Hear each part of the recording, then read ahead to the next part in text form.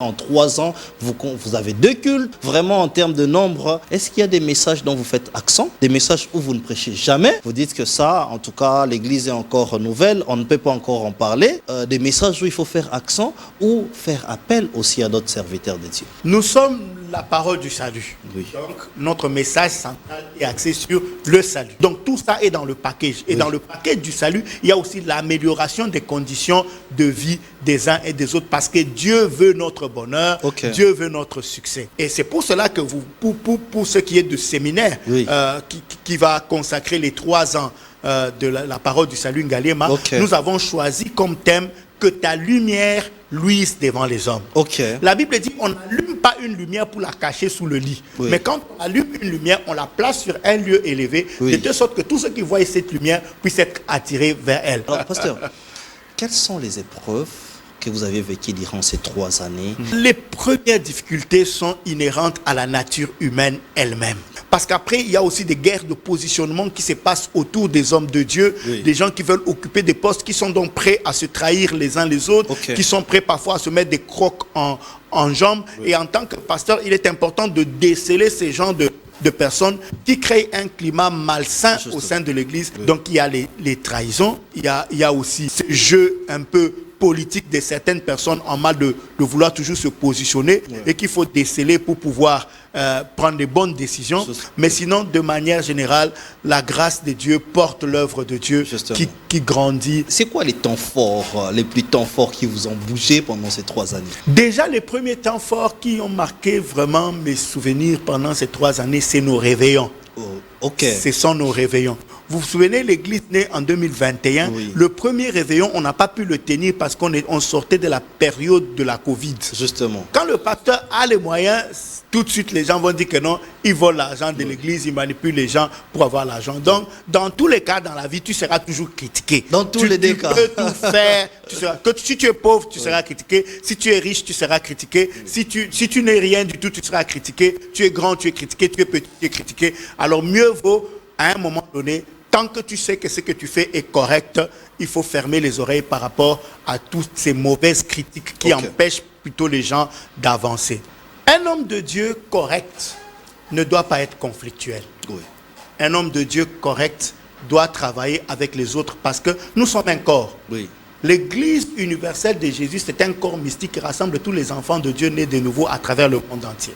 Maintenant, ces gens-là, selon les lieux où ils se trouvent, doivent se réunir dans ce que nous appelons les églises locales. L'église locale est juste un lieu où se rassemblent les enfants de Dieu dans un lieu précis et évoluent ensemble en accomplissant la mission de Dieu. Ça veut dire que même ceux qui prient dans les églises qui sont à côté de moi, qui sont les églises de Jésus-Christ, sont mes frères et sœurs dans le Seigneur et je dois les considérer comme tels. C'est ainsi que chez nous, quand un frère déménage, quitte par exemple la commune de Ngaliema pour aller à la commune de Massina, nous ne l'obligeons pas à quitter toujours Massina pour continuer à venir prier dans notre église. Non, nous lui faisons une lettre de recommandation pour qu'il puisse aller à Massina prier dans l'église la plus proche de là où il se trouve.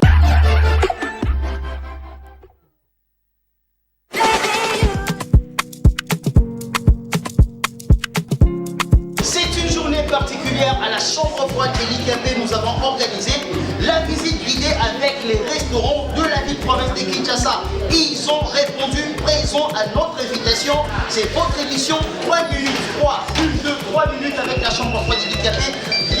Bienvenue dans cette émission. Alors, nous allons assister à cette grande activité, bien évidemment. Ici à la chambre froide, nous sommes à la 2e rue, l'unité industrielle. L'unité industrielle. La 2e rue, l'unité industrielle. Chambre froide et l'IKP, Yamouan Namboka. Alors nous allons d'abord assister à cette activité et moi je vous réponds.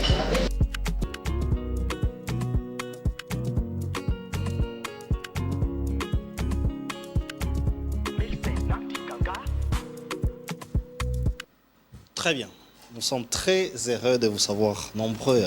Alors, en tout cas, vous nous avez appelés toute la semaine, les dimanches, un jour où nous portons au culte pour des questions politiques. C'est vrai que nous avons beaucoup plus d'actualités que nous allons commencer à développer à partir de demain ou peut-être ce soir s'il y a urgence, mais les lundis, nous avons l'habitude, cette habitude où nous parlons de tout ce qui se passe autour de la chrétienté, la religion, mais la connaissance de Dieu. Mais nous avons choisi de recevoir un homme qui parle bien, qui a la connaissance par rapport à toutes nos questions, mais qui nous parle sur tous ces sujets. J'ai aimé, les gens m'ont appelé la fois passée pour m'appeler, pour me dire, mais on n'a pas vu les pasteurs, mais on était très édifiés la semaine passée. Les gens ont dit qu'en tout cas, les pasteurs, il a beaucoup de réserves. Nous allons en parler parce qu'aujourd'hui, nous allons parler spécialement de l'église Parole du Salut Ngaliema. Pourquoi spécialement? Parce que l'église Parole du Salut Ngaliema a 3 ans. C'est quoi les parcours de ces 3 années? C'est quoi les secrets? Est-ce qu'il y a eu croissance? Est-ce que les gens sont partis? Parce qu'il y a aussi ça dans les églises locales où les gens partent à la place de s'accroître. C'est toutes ces questions-là que nous allons poser à l'homme de Dieu. Il est lui-même là aujourd'hui dans nos antennes. Il s'appelle bien le pasteur Michel Kabunda. Bonsoir, pasteur. Bonsoir, monsieur Didier. Alors, les gens nous ont appelés parce qu'il y a vraiment des gens qui nous suivent de tout près. Ils ont dit qu'ils étaient très émus d'un de vos fils que vous avez envoyé la semaine passée pour nous parler de la formation. Mais ils ont été émus par la connaissance aussi. En tout cas, d'abord, c'est quoi les secrets, pasteur? Vous n'êtes pas seul. On commence à comprendre qu'il y a des gens qui sont derrière vous. Effectivement, lorsque Dieu donne une mission à quelqu'un, une vision à quelqu'un, il attache des personnes à cette vision parce que un individu n'est pas capable de faire tout le travail de Dieu. Ouais. Et c'est pareil aussi dans tous les domaines. On ne peut pas tout faire seul. Okay. Il faut qu'il y ait des gens qui t'accompagnent dans ce que tu es appelé à faire. Maintenant, quand tu reçois une vision, tu dois être capable de l'écrire, comme c'est dit dans Habakkuk, grave-la sur des pierres, de telle sorte qu'on puisse la lire couramment. Ouais. Et plus tard encore, l'apôtre Paul dira, c'est que tu as appris de moi en présence de peu de gens, choisis des hommes fidèles qui soient capables aussi de le transmettre à d'autres. Ouais. C'est ça qu'on appelle la loi de la duplication. Ouais. Ça permet ainsi de dupliquer les choses et donc d'être plus puissant parce que là, il s'agit de la multiplication. Ouais. Alors, nous, dans l'Église, on a mis un point focal très fort sur la formation. Okay. Parce que nous pensons que le chrétien est appelé à vivre des grandes choses. Il est appelé à être le sel de la terre et la lumière du monde. Nous ne formons pas les chrétiens seulement pour la vie éternelle de quand Jésus va revenir. Nous les formons également pour que ce soit les meilleurs citoyens dans la ville, les meilleurs employés partout où ils travaillent, oui. Parce que nous pensons que le christianisme, c'est aussi des valeurs, oui. C'est une grâce, c'est un niveau de vie élevé, c'est un niveau d'éthique élevé. Et tout ça, à travers la formation, nous le transmettons aux membres qui vont alors être appelés à exceller partout où ils seront dans la société. Ok. Alors, nous avions vu, au-delà de cette formation qu'il a parlé, qu'il y a aussi une formation qui s'est faite dans les coulisses. Alors, pasteur, nous allons aujourd'hui parler de votre église locale, donc parole de la parole du Salut Ngaliema. Vous êtes pasteur de cette église, mais racontez-nous l'histoire vraiment. Aujourd'hui, vous fêtez les 3 années. Comment vous aviez eu cette idée de commencer l'extension, bien sûr, et c'était comment les débuts jusqu'aujourd'hui? Comme on a posé la question, est-ce que les gens s'accroît du jour au jour, ou nous avions vu les gens partir comme se font dans d'autres, et qui n'est pas aussi une mauvaise chose? Ok, pour la petite histoire, j'ai commencé le ministère à Gilgal à Matete, l'église du pasteur Baïlan Kabunda, qui est mon grand frère. Pour des raisons doctrinales, nous nous sommes séparés. Des raisons doctrinales. Voilà, pour des raisons doctrinales. On ne voyait plus les choses de la même manière.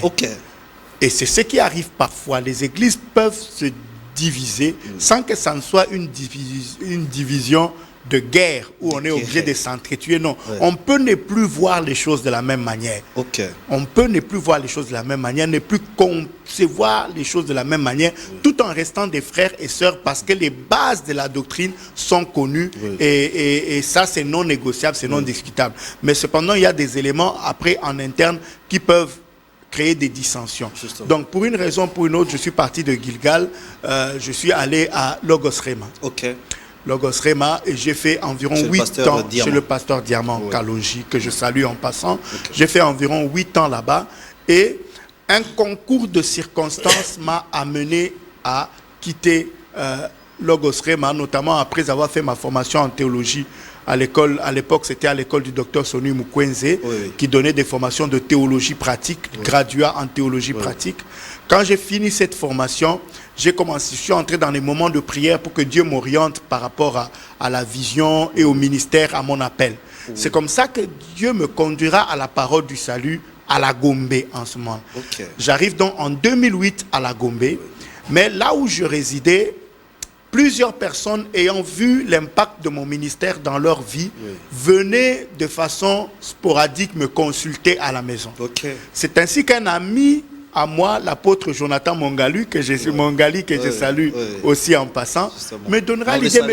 Voilà. Il nous a promis qu'il va aussi un jour venir un jour. Alors, c'est comme ça qu'il me donnera l'idée. C'est lui qui me donnera l'idée, l'apôtre Mongali, de commencer une cellule à la maison. Ainsi, en 2010, nous avons commencé une cellule à la maison où on ne priait que le jeudi. On recevait les gens pour les encadrements et on donnait la formation sur la maturité chrétienne et on priait pour les divers cas qui se présentaient. Et donc, nous avons évolué en tant que cellule pendant près de 10 ans. Pendant près de 10 ans. Dans l'entretemps, je faisais mon cheminement à la parole du salut Gombe. Sous l'aile du pasteur Jean-Claude Safari Talagana, que je salue en passant, donc, qui est mon père spirituel. Et sincèrement, je suis fier d'être son fils parce que vraiment, c'est un père extraordinaire, un homme de Dieu correct, honnête, sincère, intègre. J'ai beaucoup appris de lui sur le bénéfice qu'on a en tant que serviteur de Dieu, de demeurer dans l'intégrité, d'être correct dans tout ce que nous sommes en train de faire, de mettre une bonne organisation en place, de planifier, de budgétiser. Tout ça, j'ai appris ça de mon père, le pasteur Jean-Claude Safari Talagana. Il m'a donc transmis la gêne de l'intégrité dans le ministère. Et donc, j'évoluais à ses côtés. L'église Parole du Salut Gombe m'a envoyé en formation à la faculté de théologie des Assemblées de Dieu. Après 3 ans, nous avons fini cette formation. Nous sommes devenus donc pasteurs auxiliaires à la Gombe. Et pendant ce temps-là, la cellule grandissait jusqu'à atteindre environ 120 membres. Ne se réunissant qu'un jour dans la semaine. On avait créé un hangar. On avait les instruments, on avait donc tout d'une église parce que dans les statuts des assemblées de Dieu, dès qu'une cellule atteint les 50 membres, elle peut se muer en une église locale. Alors, quand le nombre grandissait, c'était donc la preuve de l'appel que j'avais reçu du ministère. Le pasteur Safari ayant constaté cet appel, le 22 août 2021, a finalement décidé d'installer là, sur place, la parole du salut Ngaliema sur avenue Bobila, numéro 4, là où je résidais. J'ai donc été obligé de déplacer ma famille pour laisser la place à l'église. Donc, il faut insister que c'était votre adresse familiale où les gens venaient. Et comme vous nous avez dit que d'abord, c'est la cellule qui s'appelait Ambassade, parce que nous avions Ambassade fait des de Christ. Nous pensons que la semaine prochaine, on va vraiment faire la séquence des images pour que vous puissiez voir cela. Tout à fait. Alors, c'était facile pour vous d'accepter que la cellule puisse devenir l'église? C'était même une très grande joie parce que la cellule grandissait et te posait les mêmes problèmes que pose une église. Parce que dès que tu as 120 membres, c'est une église à part entière. Et donc, certaines personnes venaient à la cellule, étaient formées, mais ne restaient pas à la cellule parce que ce n'était pas une église, on ne se réunissait pas les dimanches, donc partaient dans les autres églises. Voilà. Et donc, au moment où nous nous muons maintenant en église, nous devenons une assemblée locale. En ce moment-là, c'était la grande joie parce qu'on pouvait contenir nos membres, les former et véritablement appliquer la vision que Dieu nous avait donnée par rapport à cette église. Donc, ce fut l'occasion d'une très grande joie. C'est pourquoi nous célébrons cette joie chaque 22 août. Donc les 3 ans là, on enlève les années de la cellule. Tout à fait. Alors, quelles sont aujourd'hui, nous voyons par exemple les images, là c'est les images de la première année, nous allons vous suivre quand même, mais toutes ces années de ces 3 ans, vous pouvez un peu nous parler du parcours, quelles étaient les difficultés que vous avez rencontrées pendant ces 3 ans? Est-ce que c'était beaucoup plus simple d'avoir une cellule ou c'est compliqué quand même d'avoir une église de beaucoup de gens? C'est mieux d'avoir une église de beaucoup de gens parce que plus vous êtes nombreux, plus vous avez la facilité de pouvoir résoudre les différents problèmes qui peuvent se poser. Oui. Parce que plus on est nombreux, plus on est fort, plus on est nombreux, plus nous avons une capacité de mobiliser des ressources qui sont nécessaires à la réalisation de certains projets. Et donc la première année, nous rendons grâce à Dieu parce que nous avons été implantés par la parole du salut Gombe, qui est elle-même une extension de la borne IPEN. Alors, à l'implantation, c'est une des choses pour lesquelles je rends grâce à Dieu pour le pasteur Jean-Claude Safari, c'est qu'il a vraiment le cœur pour la mission. Et il n'hésite pas à investir des ressources parfois inimaginables pour que l'œuvre de Dieu puisse avancer, pour que les âmes soient sauvées, pour que les églises soient stables et des églises dignes de notre Seigneur Jésus-Christ.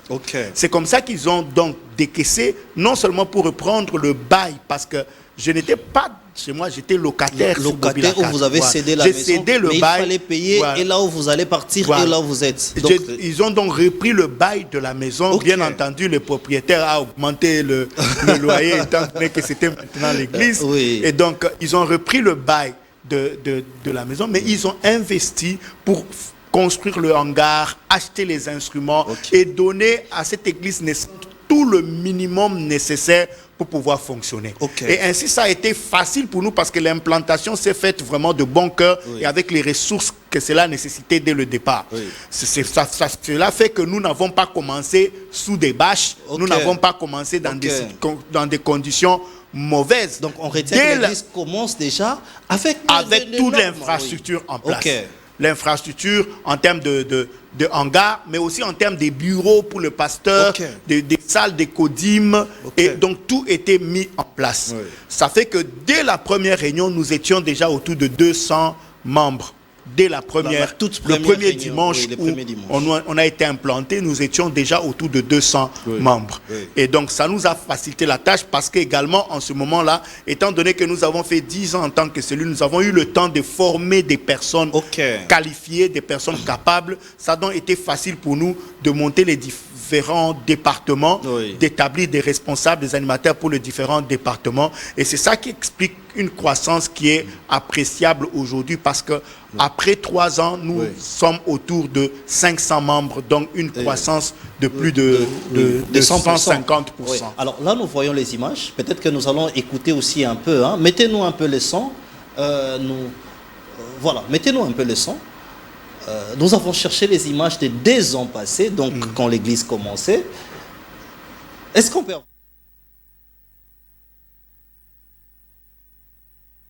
Tu es en train de faire une fondation. Petit à petit, les murs commencent à grandir. Dieu a déjà une maquette vers laquelle la chose est en train de progresser. Mais tu as encore une maison inachevée, mais qui sera achevée un jour. Parce que Dieu n'échoue jamais. Quand tu lui confies les rênes de ta vie, il t'amènera jusqu'au bon port. Tu peux lui faire confiance. Beaucoup de gens ont perdu beaucoup de temps à vouloir chercher des solutions de secours, des solutions de remplacement. Agar, même si tu as donné un fils à Abraham, ça ne sera jamais le fils de la promesse. Il y a un plan de Dieu pour ta vie. Qui que tu sois, en ce moment précis où je suis en train de te parler, au lieu d'aller prendre des feuilles de bananier pour cacher des animaux, c'est Dieu. Partie de Dieu qui est pris que Dieu a.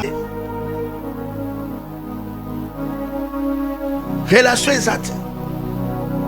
Il y a certaines personnes sans diplôme, sans rien, ils ont eu le travail. La relation. Il y en a diplômés super gradés et excellemment gradés. Dala me bela mayele.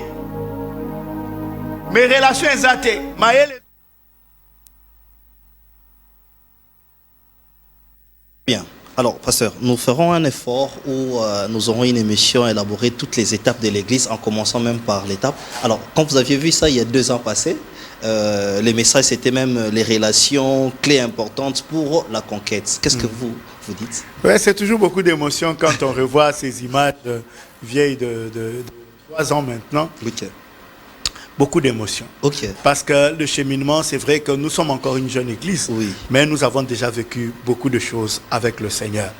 Déjà, la première chose pour laquelle je rends grâce à Dieu, c'est cette croissance de l'église. Comme je disais, nous sommes partis de 200 membres en 2021 à aujourd'hui 500 membres en 2024. Oui. Et donc, les différents départements sont bien assis Oui. actuellement. L'Église est en train de grandir. Oui. Nous avons une génération de jeunes parce que la première cible de l'Église, c'est l'INBTP qui n'est pas loin Oui, de justement. l'Église.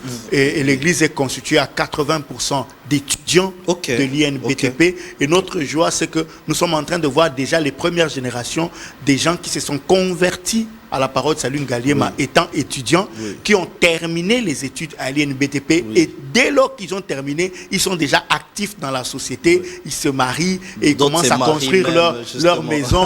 Et donc ça, ce sont des choses vraiment Oui. Et quand qui nous avions font beaucoup de regardé, joie. vous aviez beaucoup d'ingénieurs, de jeunes On a ingénieurs beaucoup là-bas. Donc, d'ingénieurs vous dans n'avez pas de l'église. problème en termes, vous n'aurez Non, pas de non, problème non. en termes de construction. Alors, pasteur, quelles sont les épreuves que vous avez vécues durant ces 3 années, des épreuves que les pasteurs ne disent pas souvent, mais que vous avez quand même vécues durant les 3 années? Les premières difficultés sont inhérentes à la nature humaine elle-même. Oui. L'homme n'est pas parfait. Il a des qualités et des défauts. Ok. Quelle que soit la personne que tu choisis et à qui tu confies une tâche, cette personne a des qualités et a malheureusement aussi des défauts. Alors, en tant que pasteur, il est important de prier Dieu de nous rendre toujours capables de supporter les défauts et les lacunes de nos collaborateurs et même des membres de l'Église. Et ça, c'est déjà la première difficulté. Parce qu'après, il y a aussi des guerres de positionnement qui se passent autour des hommes de Dieu, Oui. des gens qui veulent occuper des postes, qui sont donc prêts à se trahir les uns les autres, Ok. qui sont prêts parfois à se mettre des crocs en jambes. Et en tant que pasteur, il est important de déceler ces gens de personnes qui créent un climat malsain Justement. au sein de l'Église Oui. et de pouvoir avoir le courage de les écarter quand cela est nécessaire afin de créer un noyau dur et qui regarde dans la même direction et qui peuvent prendre avec vous la vision, l'œuvre de Dieu et l'amener à bon port. Donc il y a les trahisons, Ok. il y a aussi ce jeu un peu politique de certaines personnes en mal de vouloir toujours se positionner et qu'il faut déceler pour pouvoir prendre les bonnes décisions. Justement. Il y a aussi parfois, il y a certaines difficultés quand vous avez déjà responsabilisé quelqu'un Oui. et qu'après vous vous rendez compte que ce n'était pas La la bonne personne personne. qu'il Comment- fallait responsabiliser à la comment faire? place. Oui. Il y a toujours une très grande difficulté pour faire un remplacement sans que cela ne puisse blesser l'ego des uns et des autres. Donc ce sont là quelques petits challenges et difficultés que nous rencontrons. Mais sinon, de manière générale, la grâce de Dieu porte l'œuvre de Dieu Justement. qui grandit sans trop de problèmes. Alors, les temps forts où vous-même, en tant que pasteur, vous regardez, vous dites, ah mais c'est bon, c'est bon. C'est quoi les temps forts, les plus temps forts qui vous ont bougé pendant ces 3 années? Déjà, les premiers temps forts qui ont marqué vraiment mes souvenirs pendant ces 3 années, c'est nos réveillons. Oh, ok. Ce sont nos réveillons. Vous vous souvenez, l'église née en 2021, Oui. le premier réveillon, on n'a pas pu le tenir parce qu'on sortait de la période de la Covid. Justement. Vous voyez, donc Justement. on n'a pas pu faire Oui. les veillées dans les églises. Donc on a fait plutôt un live où live. nous avons fait des déclarations. Exactement. Donc c'est le réveillon 2022-2023 qui était notre premier réveillon. Oui. Et donc un premier moment de grâce, passé toute une nuit ensemble dans la présence de Dieu, était un moment extraordinaire. Oui. Alors les autres moments forts, c'est pas peut-être intense, c'est chaque fois qu'il y a un miracle qui se produit, qu'une femme stérile Oui. tombe enceinte Ok.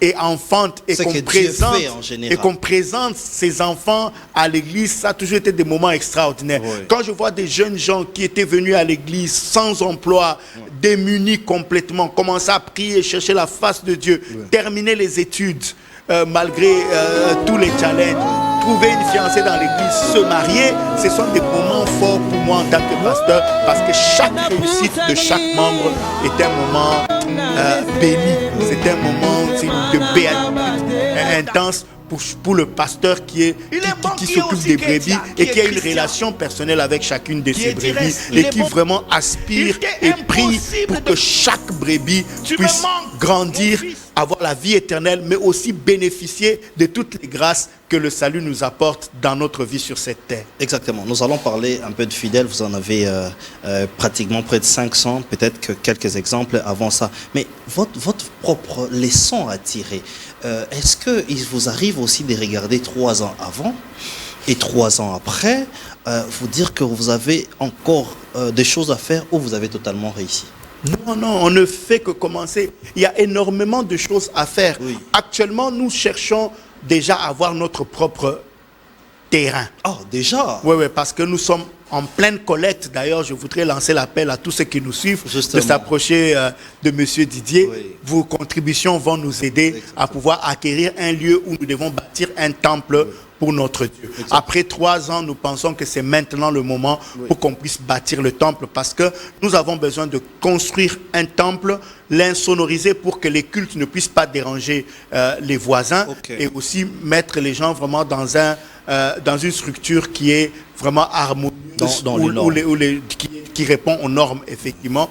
Parce qu'après cette étape, il s'agira maintenant de commencer avec les missions d'implantation. Ça veut dire envoyer les missionnaires que nous sommes en train de former jusqu'aux extrémités de la terre et jusqu'à l'intérieur du pays, parce que à l'intérieur de la RDC, il y a encore beaucoup de coins où l'évangile n'est pas entré, et même des coins où l'évangile est déjà entré, mais un évangile perturbé par beaucoup de fausses doctrines. Il faut donc qu'un enseignement correct puisse aller jusqu'au fin fond du territoire de la RDC, afin véritablement de transformer les vies et de doter la nation des personnes de valeur, des personnes de qualité qui vont travailler au développement de la société et qui vont amener encore plus de gens vers le salut qui est en Jésus-Christ. Exactement. Donc, vraiment, saisissez les bons et venez, vraiment venez, parce que je peux vous donner, bon, c'est un secret, hein, mais ça a quand même déjà évolué, les projets d'achat parcelle. Pasteur, la question, c'est aujourd'hui les fidèles.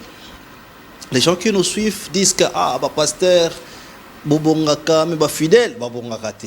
Je le dis en lingala comme ça. Mais est-ce que vous, en tant que pasteur, il vous arrive aussi d'évaluer la vie de vos fidèles, de regarder, est-ce qu'ils étaient comme ça, ils sont arrivés comme ça? Est-ce que c'est votre fardeau aussi? Si c'est votre fardeau, aujourd'hui, est-ce que vous êtes satisfait? Vous pouvez vous dire, nous avons des cas, des personnes qui sont venues néant et qui se sont retrouvées. Très bonne question. Vous savez, j'ai aimé une chanson qu'un artiste ivoirien a chantée dernièrement, où il disait que le pasteur, quand il est pauvre, tout le monde dit que il a Azanan Zambete.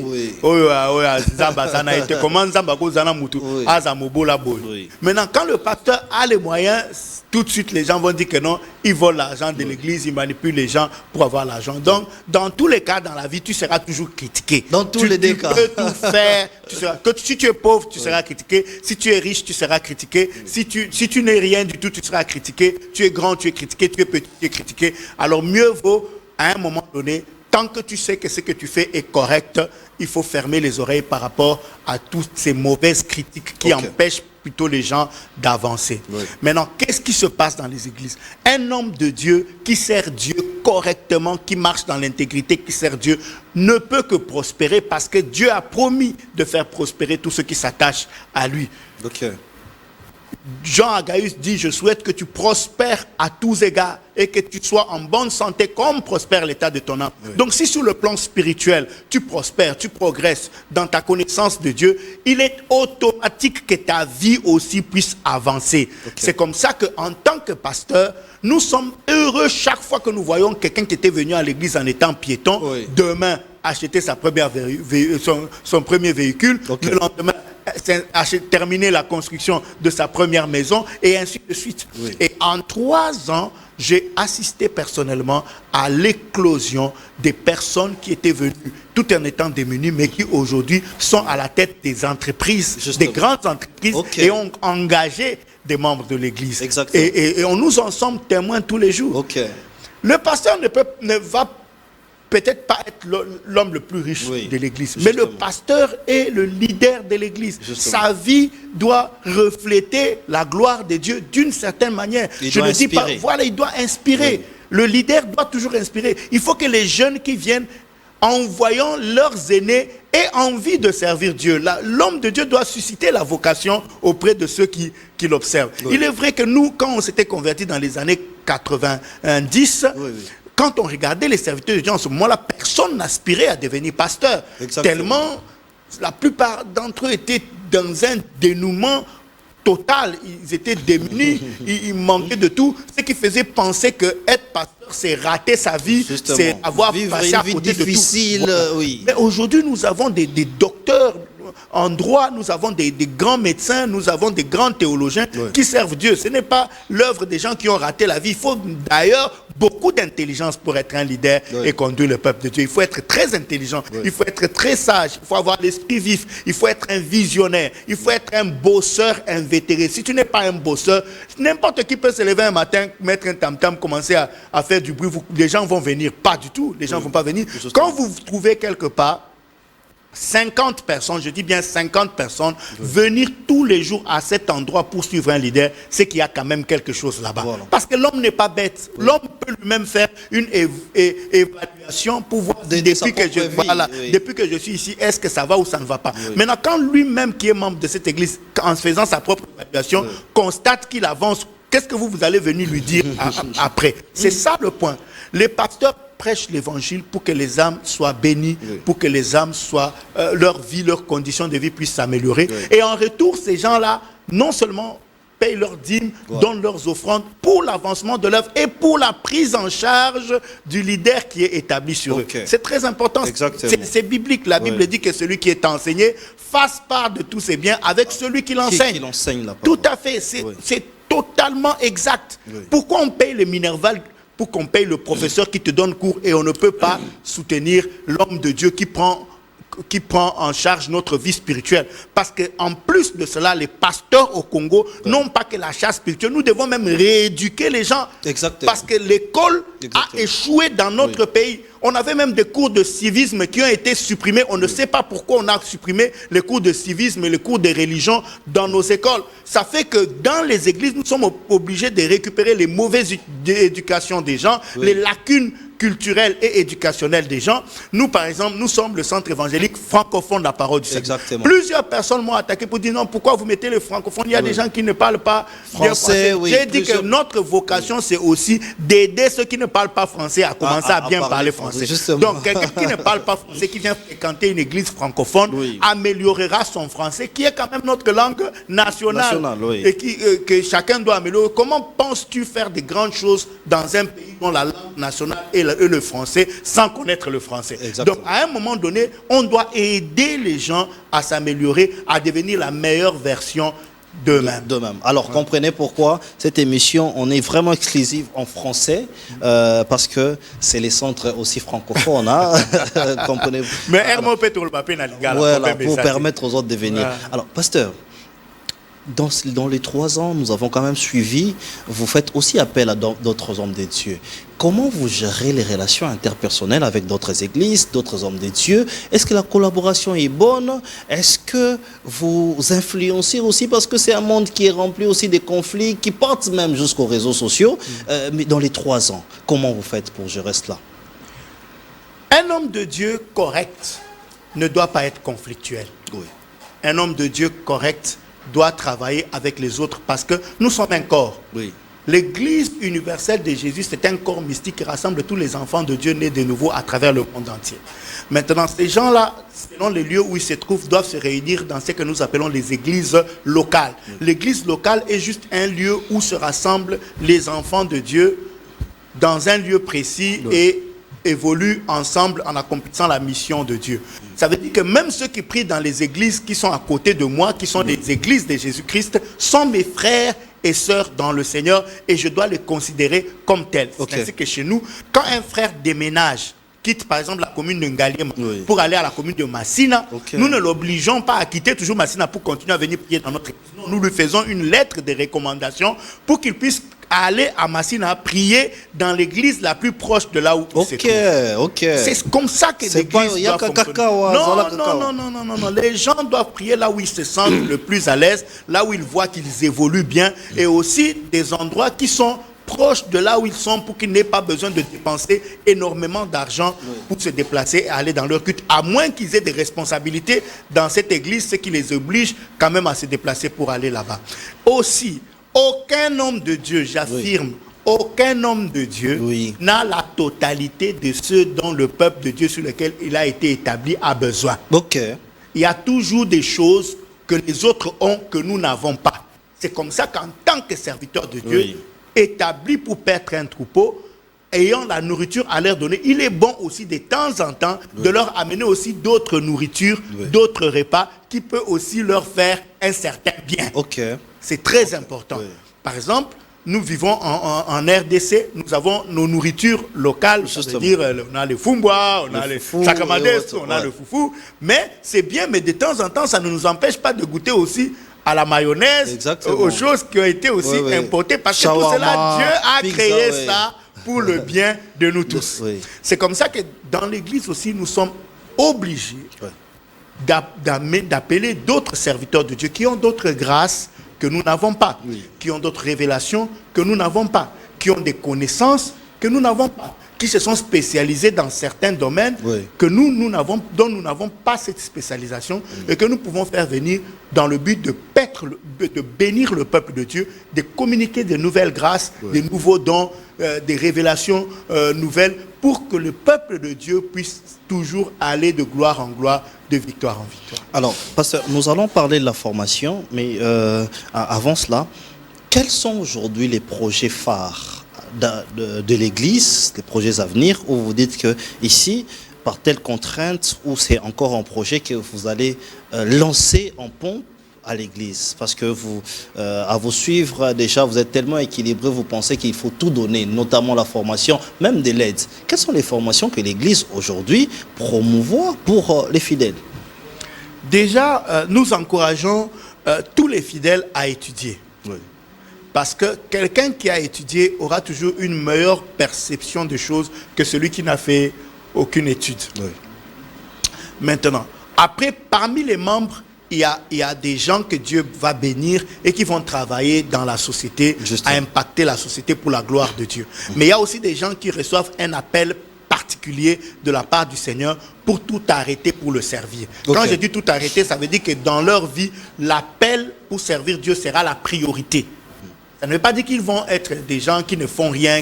Non, ça veut dire que l'appel du Seigneur va être une priorité dans la vie de ces personnes. Dans les services de Dieu. Voilà. Maintenant, ces gens-là, obligatoirement, doivent aller en formation théologique.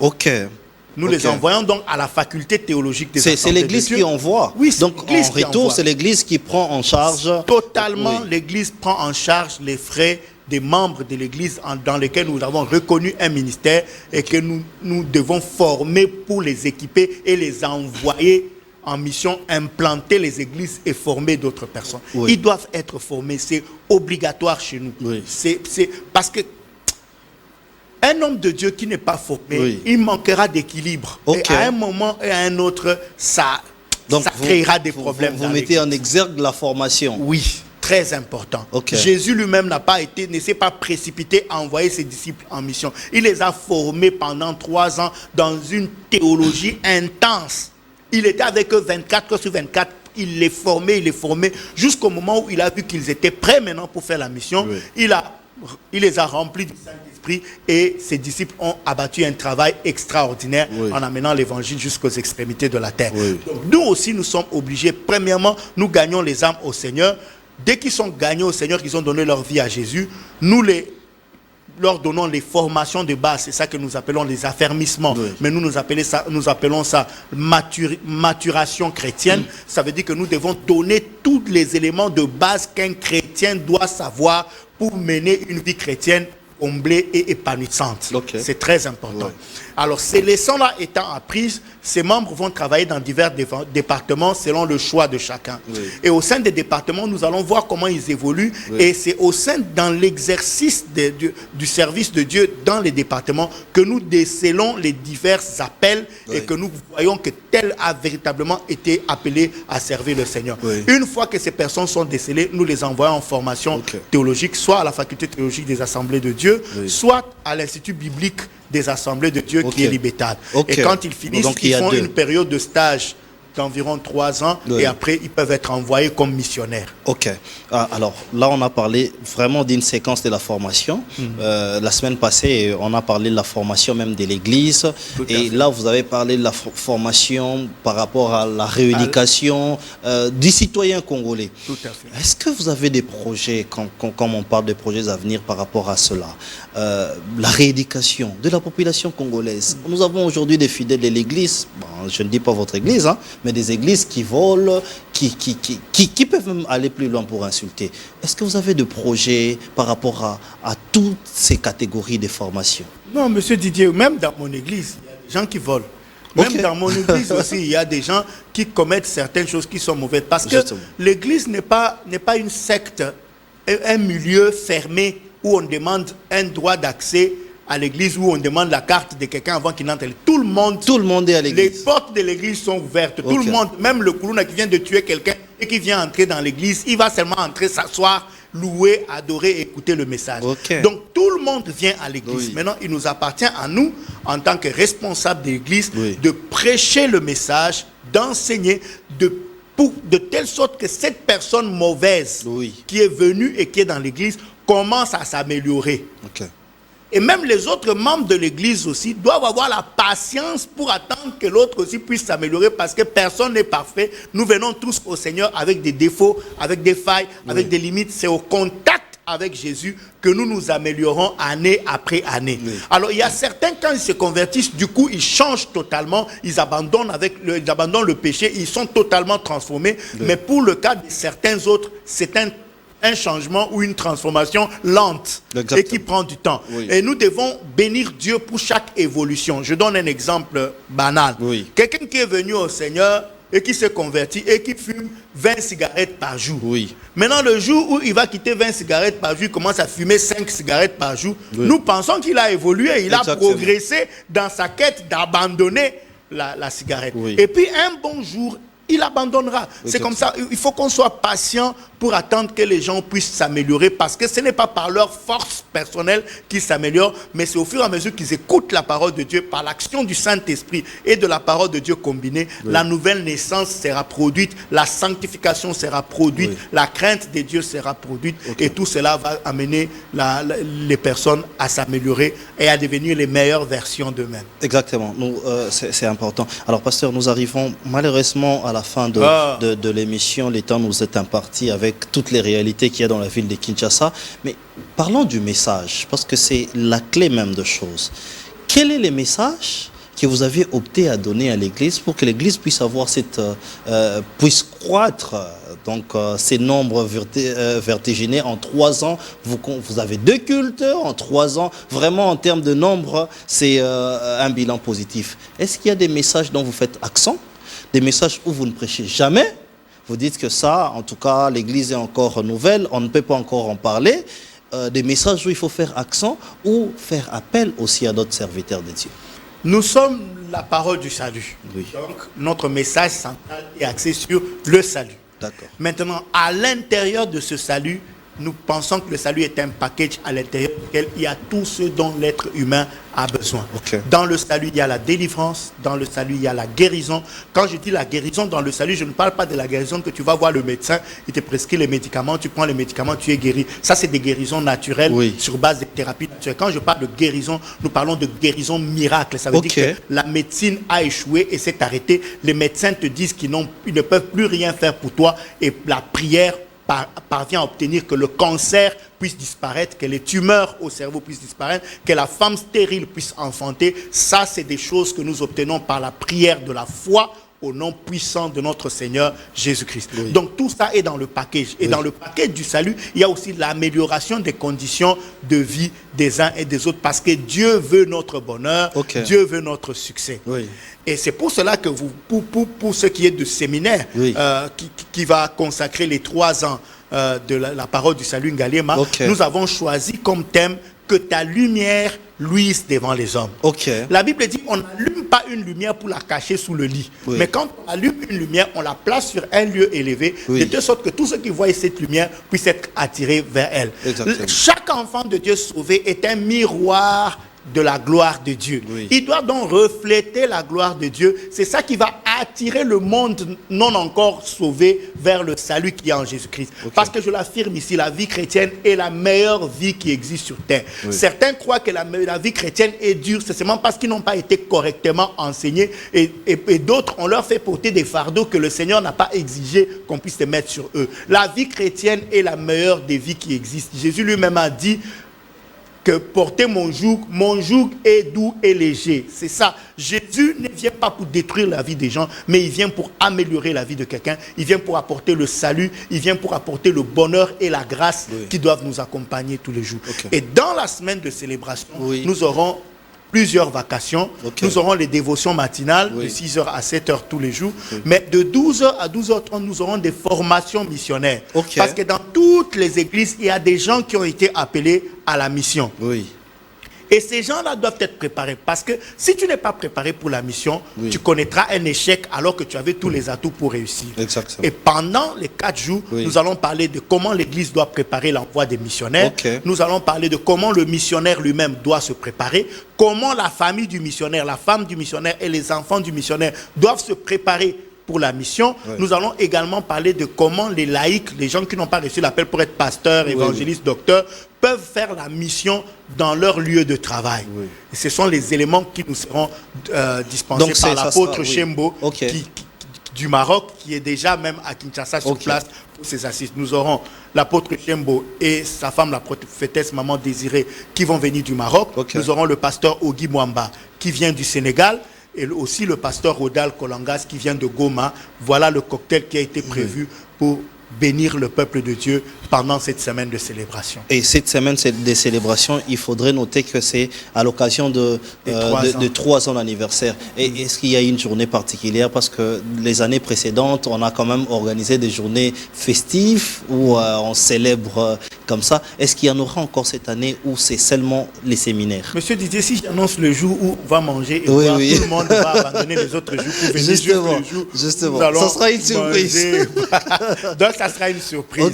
Mais nous mangerons et boirons la nourriture spirituelle d'abord et ensuite nous ferons la célébration. Et je peux vous garantir, le programme qui est prévu est un programme qui bénira quiconque viendra assister pendant cette semaine du 18 au 25, dimanche 18 et dimanche 25 dans nos 2 cultes, 8h, 10h et 11h, 13h, et de mardi à vendredi 12h, 10h, 12h30 dans l'avant-midi et 17h30, 19h30 dans les après-midi. Nous aurons des moments extraordinaires avec une visitation puissante de Dieu, parce que chaque fois qu'on s'attend à Dieu, il ne déçoit jamais. Exactement. Alors, c'était donc sur cette note que nous chutons déjà. Retenez que nous allons vraiment organisé à faire une émission dédicace 3 ans. Donc, vous projetez quand même les images du début jusqu'à la fin pour que vous puissiez voir et vivre ça. Un mot de la fin, pasteur? Un mot de la fin. Que Dieu bénisse tous ceux qui nous suivent en direct ou même en différé. Que Dieu vous bénisse de partout où vous êtes. Que la grâce de Dieu puisse surabonder dans vos vies et que chaque jour de votre vie vous apporte une meilleure connaissance de la personne et de l'œuvre que Jésus-Christ a accompli pour nous à la croix et vous fasse bénéficier de toutes les grâces et de toutes les bénédictions qui sont liées au salut en Christ. Maintenant, pour ceux que la chose intéresse et pour ceux qui sont aux environs de Ngaliema, vous êtes bienvenus à notre semaine de célébration de 3 ans qui, comme je l'ai dit, va du 18 août au 25 août, les dimanches à nos 2 cultes et pendant la semaine, à midi et le soir, selon les 2 sessions. Vous ne serez pas déçus et Dieu vous bénisse abondamment. Alors, donc, c'est par cette note que nous chutons vraiment, nous finissons notre émission de ce soir. Vos appels nous font du bien et vos messages. En tout cas, nous allons faire un effort de tout faire parvenir au pasteur, surtout ceux qui nous appellent à partir de l'extérieur du pays et l'intérieur du pays. Il y a quand même des gens qui ont insisté à partir de l'intérieur du pays. Nous allons voir comment nous allons peut-être lire vos messages en direct ou les faire parvenir directement au pasteur. Restez branchés sur nos antennes. Au revoir. Au revoir.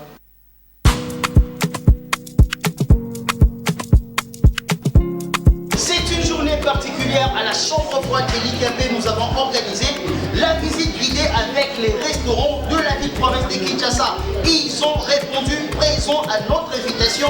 C'est votre émission 3 minutes, 3 minutes avec la chambre froide de l'IKP. Bienvenue dans cette émission. Alors, nous allons assister à cette grande activité, bien évidemment. Ici à la chambre froide, nous sommes à la 2e rue, l'unité industrielle. La 2e rue, l'unité industrielle, chambre froide de l'IKP, Yamouan Namboka. Alors, nous allons d'abord assister à cette activité et moi je vous réponds.